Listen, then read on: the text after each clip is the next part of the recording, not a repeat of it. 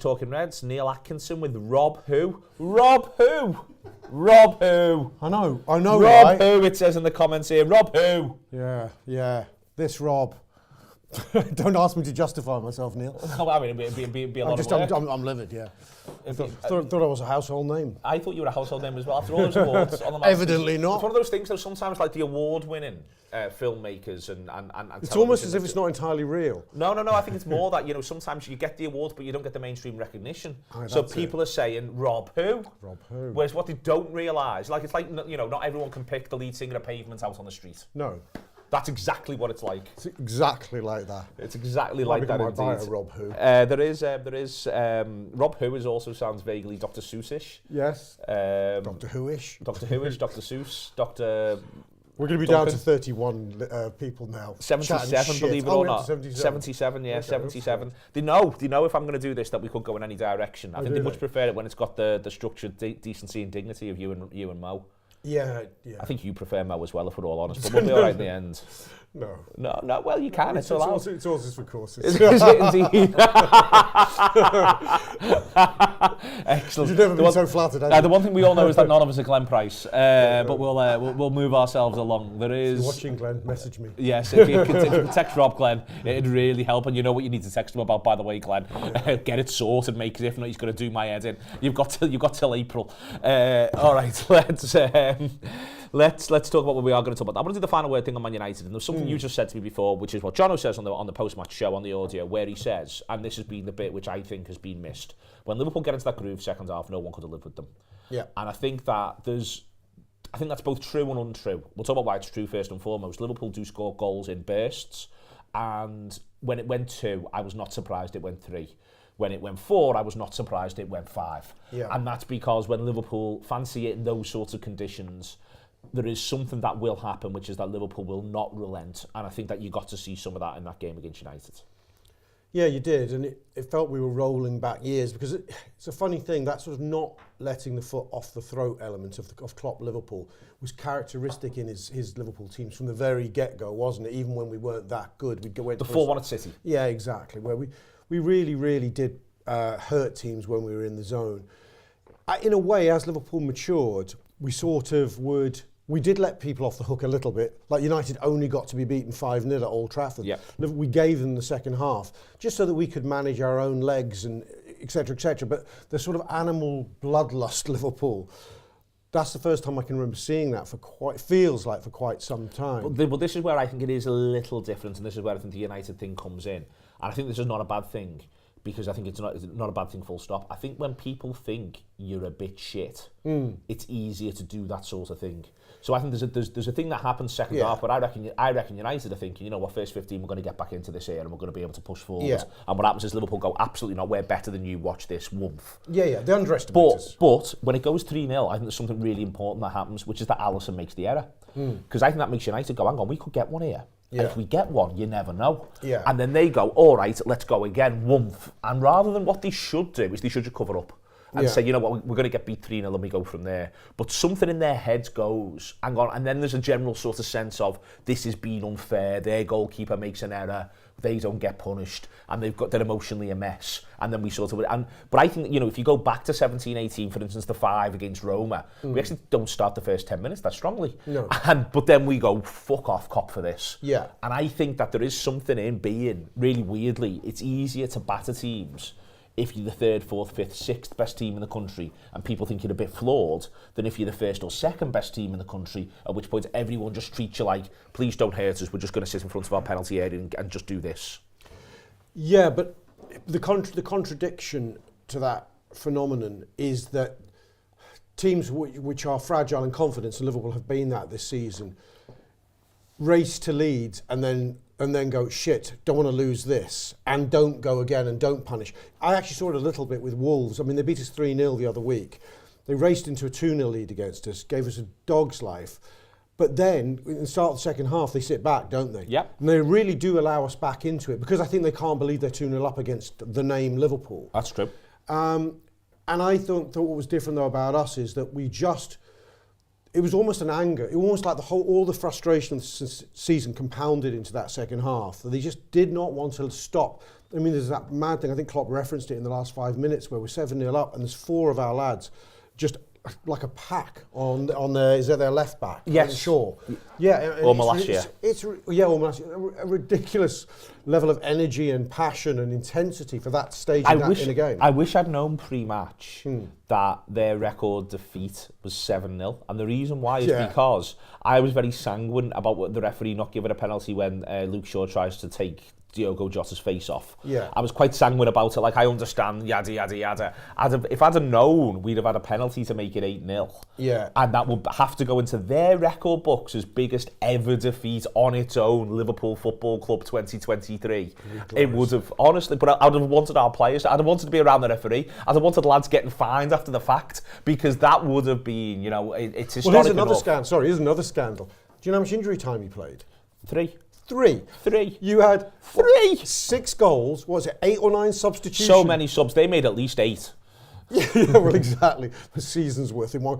But isn't it meant to be a rough guide rule of thumb? Half a minute per sub. I suppose if you do multiple ones, it doesn't quite count. But it's meant to be half a minute a goal. I mean, how much time did Mo Salah waste taking his shirt off and dancing in front of the clock? Are you critical of Mo in that now that we know that an 8th would have, he could have scored the 8th and then done that? Costas. No, I think this game was a classic case of why we need the World Cup stopwatch or whatever it is. A classic example to avoid such injustice. We could have had 9-0. 5 more minutes, we would have had 9. Well, that would have been even better.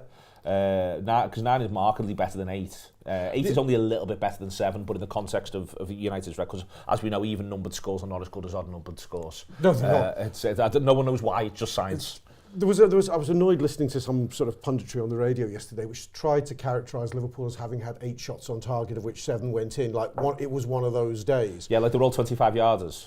Yeah. Or set pieces, or headers. Or Konate's header, which is nigh on an open goal, which whistles an inch wide of the post. That's not a worse effort at a worse chance than something that bobbles towards the keeper. Do you know what I mean? Anyway, I could rant all day about why shots on target is a meaningful stat. It's bullshit. Absolutely. We're going to talk about John Henry talking to the Echo in a minute or two.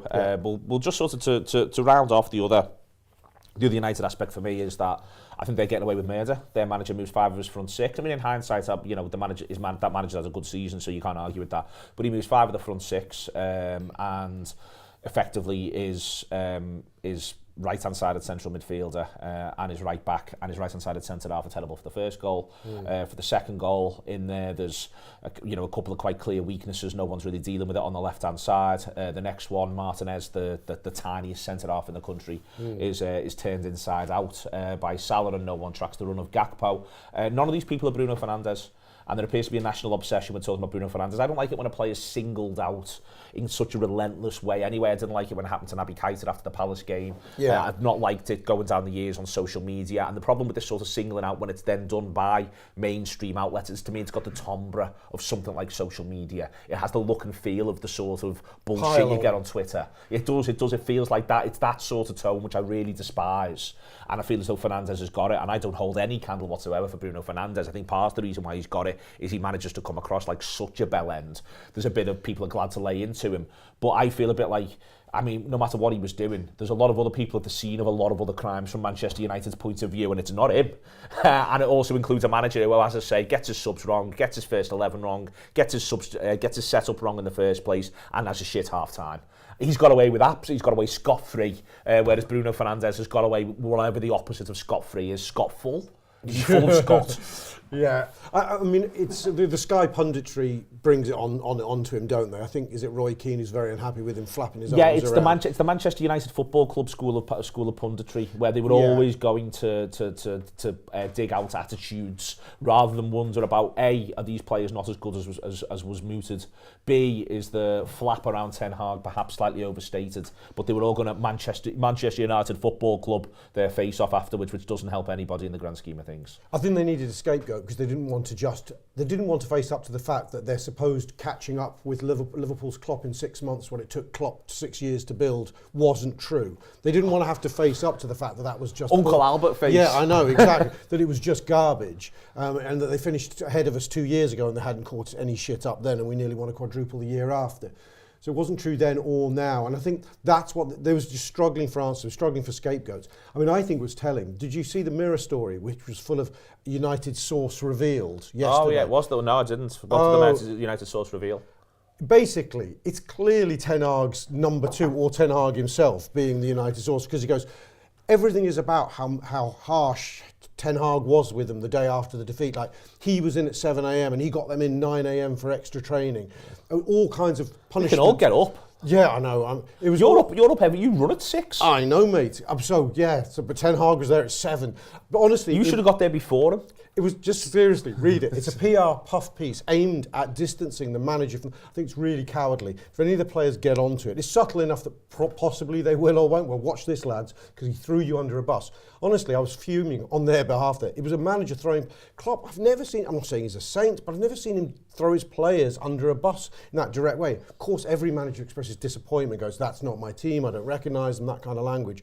But not the language of, I'm going to sort them out. They're idiots. They're rubbish. I don't accept that. Those aren't my standards. That's what the tone of it was. I did the radio in the morning on 5 Live, and there was meant to be a United person on with me, and there wasn't. There will just been some sort of mix-up. By the way, I'm not saying anyone shat the bed. But I was going to say on there, say what you want. I was going to say this beforehand at 11 o'clock. Say what you want this morning. Say what you want about the game later on. At least we'll be spared an hour of, this is Manchester United Football Club we're talking about in the aftermath of the game. And guess what? We fucking weren't. Yeah. And that's why there hasn't been enough of, this is Liverpool Football Club we're talking about. Liverpool look like themselves. Liverpool were the absolute business. Liverpool were majestic. Liverpool deserve absolutely every plaudit that comes their way. Gakpo, the business. Nunez, the business. Salah, the business. Henderson, the business. Harvey Elliott, what a fucking showing from Harvey Elliott. Yeah, Trent Alexander-Arnold, Andy Robertson, incredible. What a centre-back partnership. Konate, the absolute don of the entire enterprise, and not tiny, not we. Thankfully, not we. No, massive. Massive, in fact, versus we.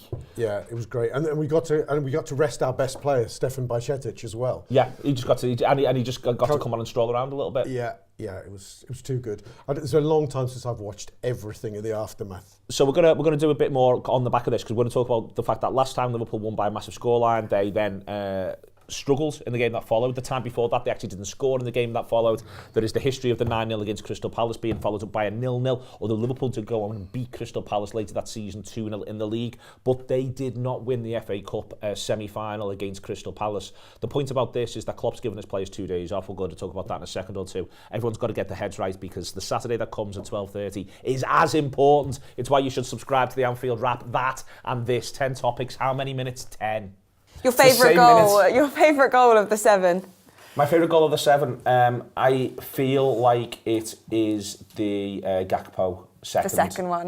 He said in his post-match, my first one was more important, but my second one was more beautiful. Well, I mean, how charming. Yeah, exactly. He's got my attention. He's got my attention as well. Absolutely. It's good. That's good news given the likelihood of Oxlade-Chamberlain moving on. I know. We need to have someone to admire in the team. That Ash can move around the building. like on the shelf. Yes, yes. So, no, I think it's that one.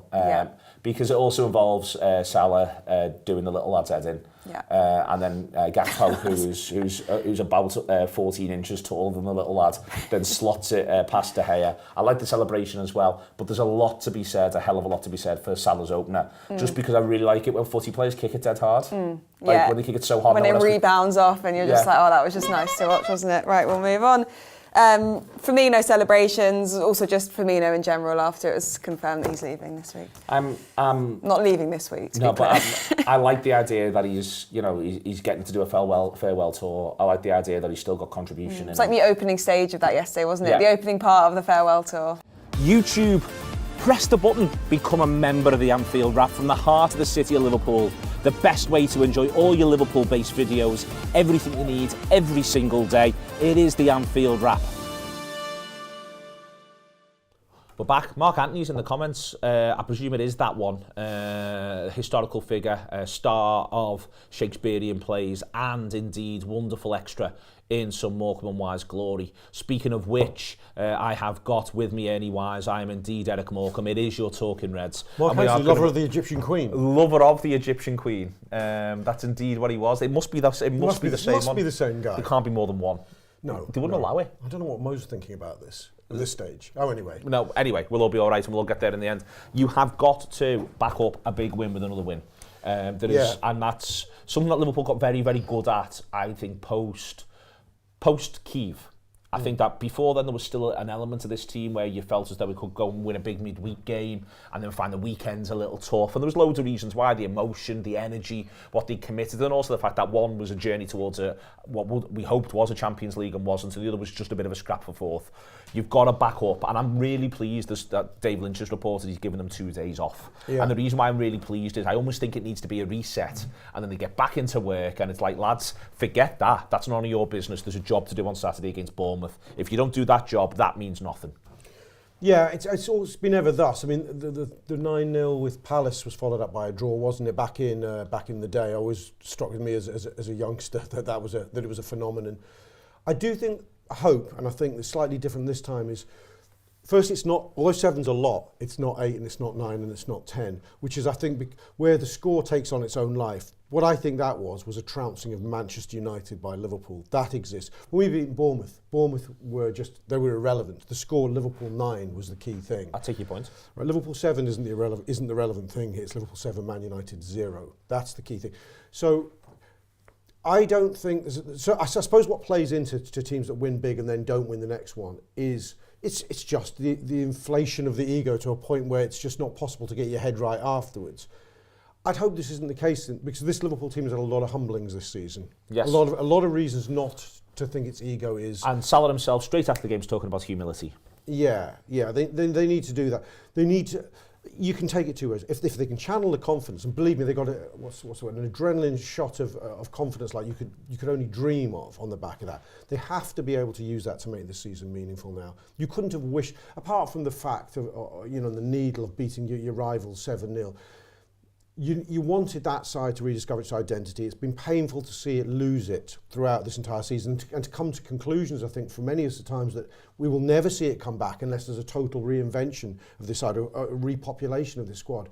But for the first time, you went, no, this is the same team, isn't it? This is the same. Those who we've decided were shit, the wholesale 8 of the first 11 should go, changes we wanted.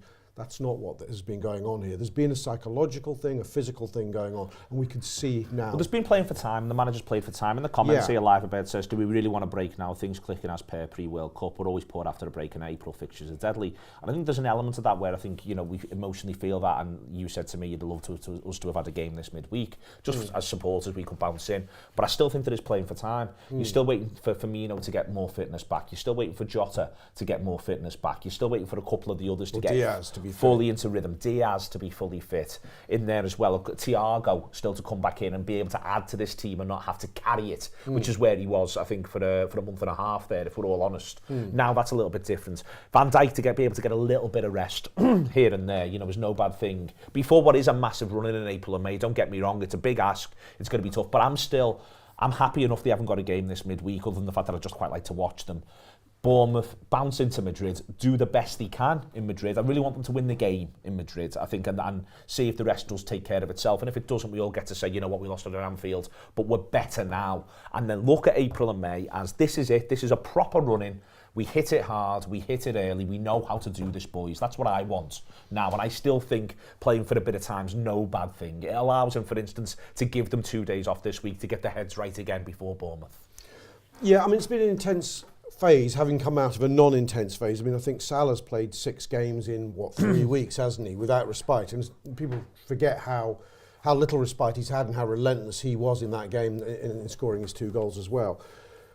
But it is strange how things are falling for us. It doesn't feel cruel exactly that we don't get to build on the momentum of United.